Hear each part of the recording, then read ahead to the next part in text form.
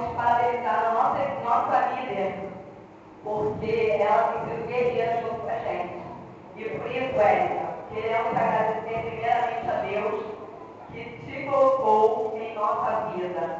Confessamos que quando você retornou para o ministério, ficamos apreensivas e até assustadas, mas se conhecendo melhor,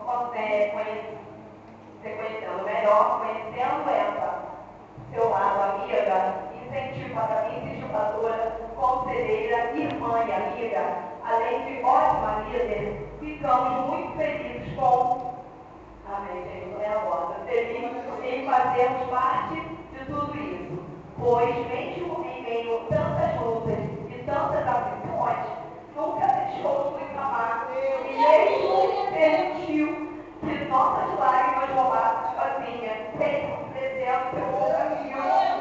Você nos criticou e deu a oportunidade de melhorar. Você nos incentivou e não desistiu de lutar até o fim.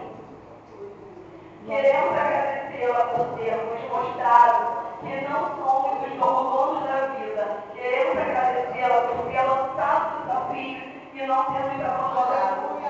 Por ter nos amado mesmo sem saber. Você que... Oh, meu Deus, você que de alguma forma ou outra contribuiu para o nosso crescimento, tanto pessoal, familiar e espiritual. Receba nosso carinho, nosso amor e saiba que seremos sempre gratas pela líder, pela irmã e amiga maravilhosa que você é. Chamamos Ministério de Dança e eu gostaria de chamar a nossa amiga Alice e a Bárbara para te fazer uma lembrança do ministério.